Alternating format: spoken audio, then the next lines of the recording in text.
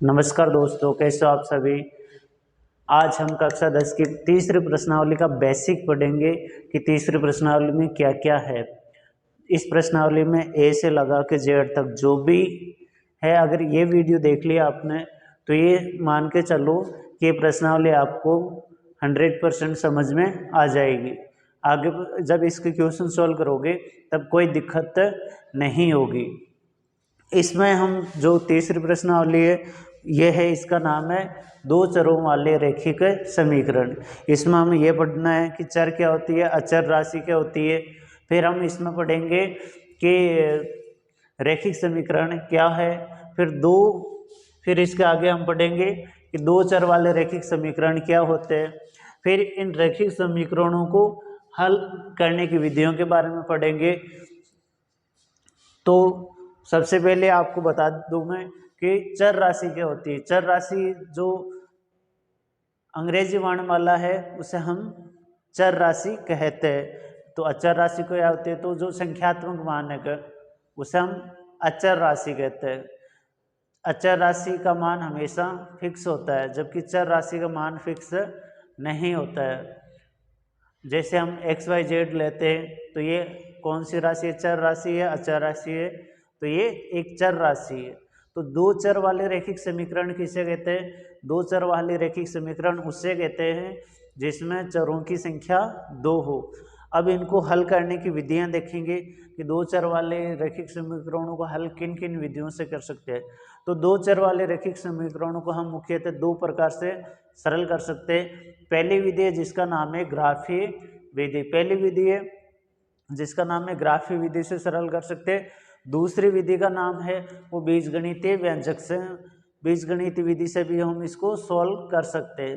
अब बीजगणितीय विधि में हमें तीन प्रकार की विधियां देखनी है, जिसमें पहली विधि है विलोपन विधि, दूसरी विधि है प्रतिस्थापन विधि और तीसरी विधि है पूर्ण वर्ग विधि। अब इन सबको हम एक बार नोट्स के रूप में लिख लेते हैं कि चर राशि क्या होती है। तो जो अंग्रेजी वर्णमाला है, अंग्रेजी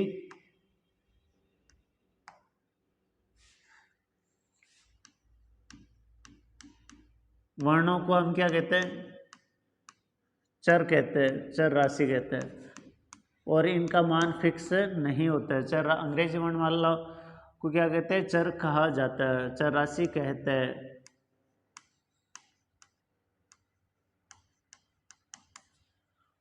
अचर राशि क्या होती है, जो गणित का संख्यात्मक मान है, संख्यात्मक मान,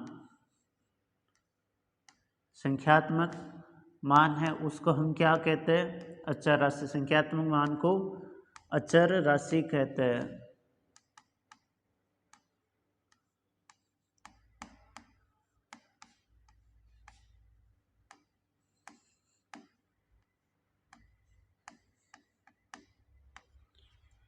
रैखिक समीकरण किसे कहते हैं, वह बहुपद जिसकी, वह बहुपद जिसकी घात एक हो, जिसकी घात एक हो, उसे रैखिक समीकरण कहते हैं, उसे रैखिक समीकरण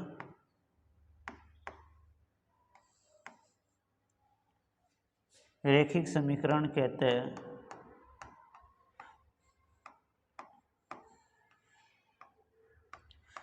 तो इसमें तीन परिभाषाएं तैयार होगी। एक तो चर राशि क्या होती है, एक अचर राशि क्या होती है और एक रैखिक समीकरण क्या होती है। चर राशि जो अंग्रेजी वर्णमाला के अक्षरों को चर कहते हैं। अचर संख्या जो गणित के संख्यात्मक मान उन्हें अचर राशि कहते हैं। रैखिक समीकरण जिस बहुपद की घात है वो एक होती है, जिस बहुपद की घात एक हो उसे हम रैखिक समीकरण कहते हैं।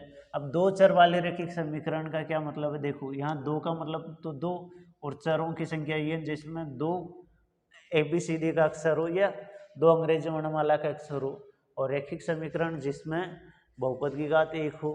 तो जिस रैखिक समीकरण में,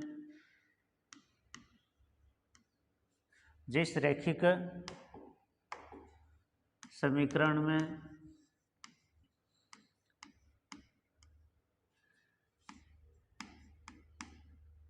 चरों की संख्या 2, चरों की संख्या जिस रैखिक समीकरण में चरों की संख्या कितनी हो, 2 हो,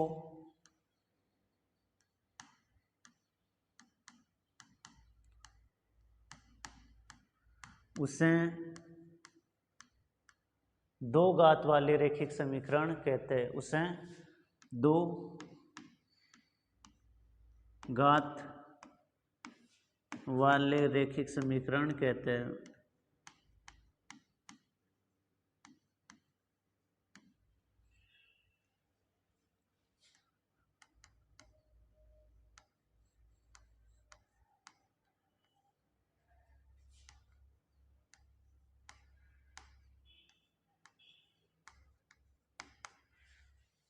दो चरों वाला रैखिक समीकरण क्या होता है, जिस रैखिक समीकरण में चरों की संख्या 2 हो उसे 2 चर वाले रैखिक समीकरण कहते हैं। अगला है हमारा कि रैखिक समीकरणों को हल करने की जो विधियां हैं वो कौन कौन सी है। तो रैखिक समीकरण को हल करने की मुख्यतः 2 प्रकार से रैखिक समीकरण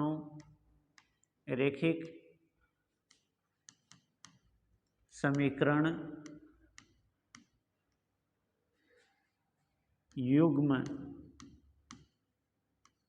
को निम्न विधियों से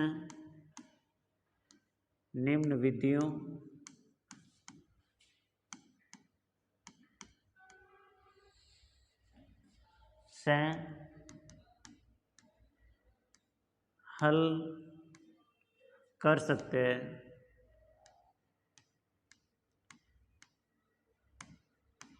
रैखिक समीकरणों को निम्न विधियों से हल कर सकते हैं।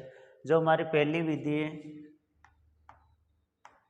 रैखिक समीकरण युग्मों को हल करने की, जो प्रथम विधि है उससे हम कहते हैं ग्राफीय विधि, यानी ग्राफ में इन रैखिक समीकरणों को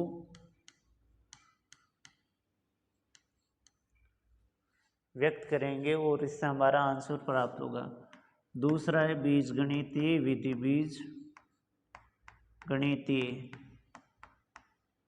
बीजगणितीय विधि से। अभी बीजगणितीय विधि स्पेशल कोई विधि नहीं, इसको 3 प्रकार है,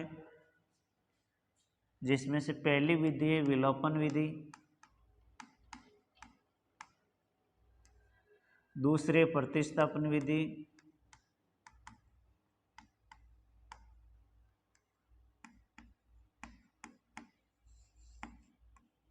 और तीसरे पूर्ण वर्ग विधि। 3 विधियों से हम बीजगणितीय समीकरणों को हल ज्ञात कर सकते हैं। अब ग्राफीय विधि में जब हम सरल करते हैं तो इन हलों की हमें प्रकृति के बारे में पता होना चाहिए कि हल है वो एक प्राप्त होगा या कोई हल प्राप्त नहीं।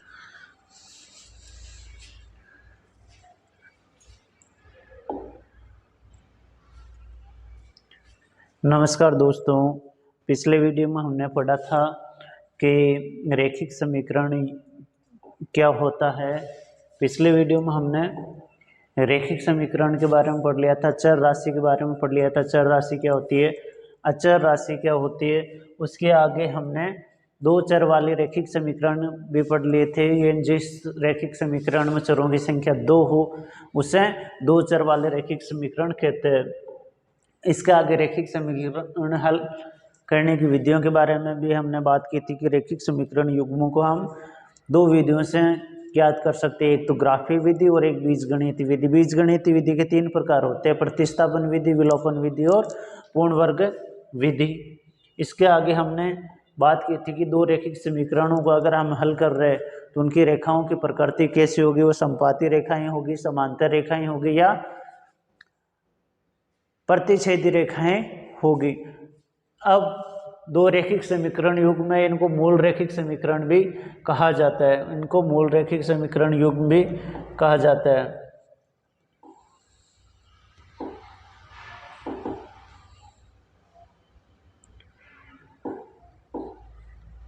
इनको मूल रेखिक समीकरण युग्म भी कहते हैं। इसमें a1x plus b1y plus c1 बराबर 0, a2x plus b2y plus c2 बराबर 0 है। अब हमें ये इन तीनों की तुलना करनी है, a1 a2 बराबर b1 b2 बराबर c1 c2। अगर ये हो तो जो रेखाएं ये बराबर है ना, बराबर तभी होगी जब एक लाइन दूसरी लाइन के ऊपर होगी। जब एक लाइन दूसरी लाइन के ऊपर होगी तो उसे हम समपाती रेखाएं कहते हैं। समपाती रेखाएं कहाँ कहाँ पे मिलेंगी एक दूसरे को? सर ये तो हर बिंदु पे मिलेंगी। तो इसके अनेक हल होंगे, अपरिमित रूप से अनेक हल होंगे। अब दूसरा है a1/a2 बराबर नहीं है b1/b2 और बराबर नहीं है c1/c2। तो ये दोनों रेखाएं एक दूसरे को क्रॉस करेगी यानी प्रतिच्छेद करेगी, और प्रतिच्छेद कितने नए बिंदुओं पर करेगी? तो प्रतिच्छेद सिर्फ एक बिंदु पे करेगी, इसलिए इस रेखा का नाम प्रतिच्छेद रेखा योग और एक हल या अद्वितीय हल भी कह सकते हैं इसको। एक हल प्राप्त होगा, अद्वितीय हल प्राप्त होगा। इसके बाद में है a1/a2 बराबर b1/b2 है, लेकिन c1/c2 इन दोनों के बराबर नहीं है। तो इस कंडीशन में हमें जो रेखाएं प्राप्त होगी वो समांतर रेखाएं प्राप्त होगी। समांतर रेखाएं एक दूसरे को कहीं पर भी प्रतिच्छेद नहीं करते, कहीं पर भी काटती नहीं है, इसलिए इन रेखाओं को हम समांतर रेखाएं कहते हैं। और समांतर रेखाओं का हल भी कोई प्राप्त नहीं होगा, इनका कोई हल प्राप्त नहीं होगा।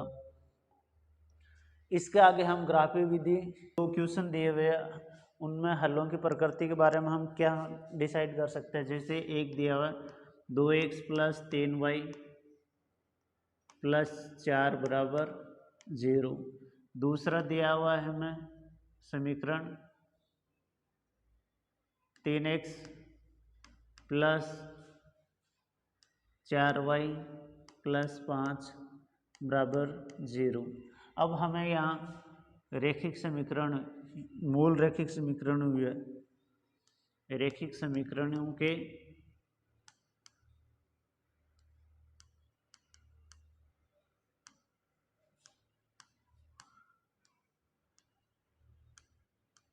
मूल रूप से तुलना करने पर, मूल रूप से तुलना करने पर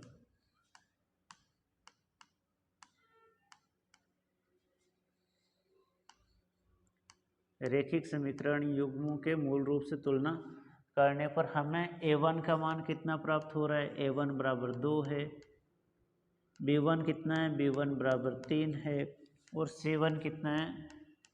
c1 4 है। a2 कितना है? a2 है 3, b2 है 4 और c2 का मान कितना है? c2 का मान भी 5 है। a1 b1 c1 a2 b2 c2 ये हमने निकाल लिया है। अब a1/a2 ज्ञात करते हैं, तो a1/a2 बराबर b1/b2 बराबर c1/c2।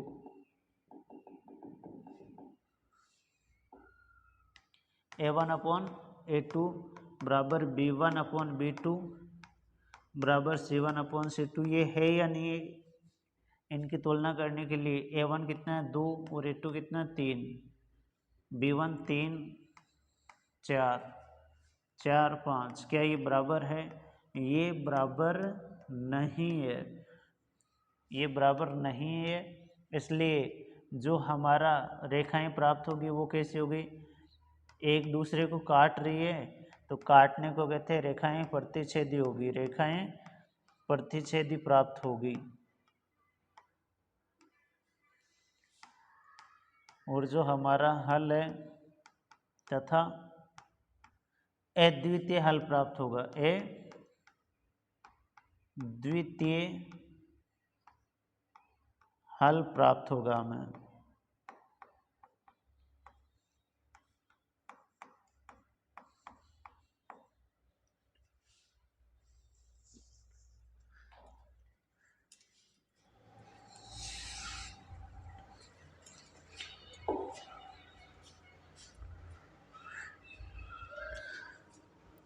नमस्कार दोस्तों, हमारी इसी श्रृंखला हमने एक पहला वीडियो चढ़ाया था जिसमें चर अचर संख्या के बारे में बताया था, रैखिक समीकरण क्या होता है इनका बेसिक बारे में सिखाया था। दूसरे वीडियो में भी हमने ये सीखा था कि हलों की प्रकृति, रेखाओं की प्रकृति कैसी होगी। अब एक उदाहरण लेते हैं। उदाहरण 2, इसमें आपको दिया हुआ है 3x + 4y बराबर 7 और 6x + 8y बराबर 9 दिया हुआ है और कितने हल प्राप्त होंगे ये निकालना है। कितने हल होंगे और रेखाएं कैसे प्राप्त होगी, रेखाएं कैसे प्राप्त होगी ये बताना है। तो हम सबसे पहले इसमें जो मूल रैखिक समीकरण है उनकी तुलना करने पर मूल रैखिक समीकरण युग्म, मूल रैखिक समीकरण युग्म क्या होता है? तो मूल रैखिक समीकरण युग्म होता है a1x + b1y + c1 बराबर 0,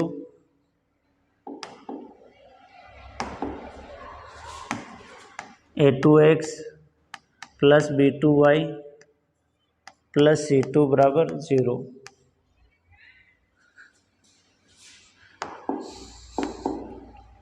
से तुलना करने पर a1 का मान हमें प्राप्त हुआ है 3, b1 का मान प्राप्त हो रहा है a1 कितना है 3, b1 4 और c1 7। a1 3, b1 4 और c1 7। इसी प्रकार a2, b2 और c2। a2 कितना है a2 6 है, b2 है 8 और c2 है 9। a/b लिखेंगे तो 3/6 बराबर 4/8 बराबर 7/9। एक बार देखने से ये बराबर नहीं दिख रहा है, लेकिन इसमें 3 का भाग कितनी बार जाएगा? एक बार, और इसमें 2 बार। इसमें 4 का भाग कितनी बार जाएगा? एक बार, और इसमें 4 का भाग कितनी बार जाएगा? इसमें 4 का भाग जाएगा 2 बार। तो ये हो गए 1/2 बराबर 1/2 बराबर 7/9। इसमें ये दोनों बराबर है लेकिन ये दोनों बराबर नहीं है। इसका मतलब a1/a2 तो बराबर है किसके? b1/b2 है, लेकिन c1/c2 बराबर नहीं है। तो रेखाएं समांतर प्राप्त होगी, रेखाएं समांतर रेखाएं होगी।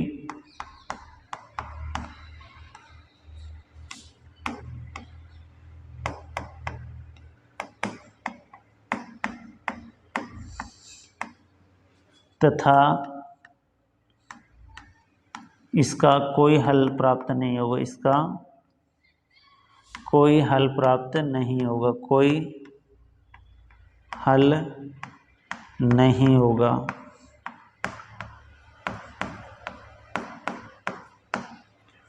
अब इसी के साथ हम एक दूसरे क्वेश्चन लेते हैं।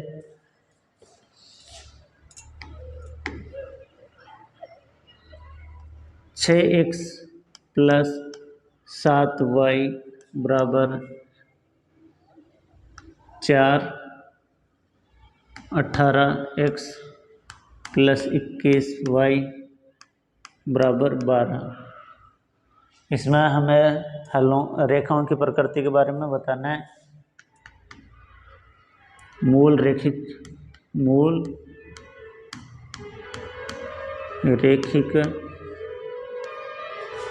समीकरण युग्म, मूल रैखिक समीकरण युग्म से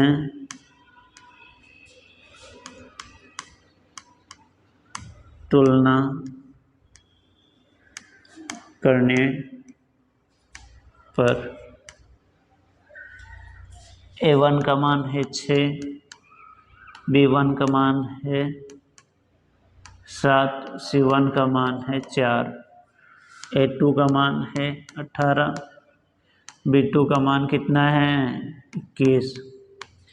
A1 का मान 6 है, B1 का मान कितना है 7 है, C1 का मान कितना है, C1 का मान है 4, A2 का मान कितना है, A2 का मान 18 है, B2 का मान 21 और C2 का मान 12 है। C2 का मान कितना है 12। अब A1 upon A2, B1 upon B2 और C1 अपॉन C2 के फॉर्म में लिखेंगे तो A1 अपॉन A2 बराबर है या नहीं है वो चेक करेंगे, B1 अपॉन B2 के बराबर है या नहीं है C1 अपॉन C2 के। तो A1 अपॉन A2 कितना है 6/18, 7/21 और 4/12।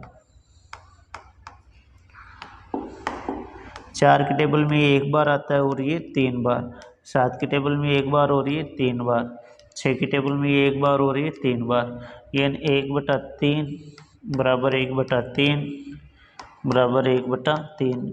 ये तीनों रेखाएं बराबर होगी। A1 upon A2, B1 upon B2 और C1 अपॉन C2 का मान बराबर है, तो ये दोनों रेखाएं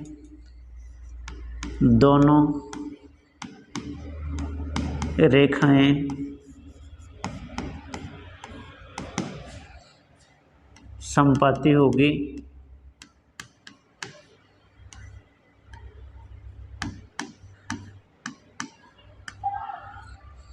तथा समीकरण के अपरिमित रूप से अनेक हल होंगे। अपरिमित रूप से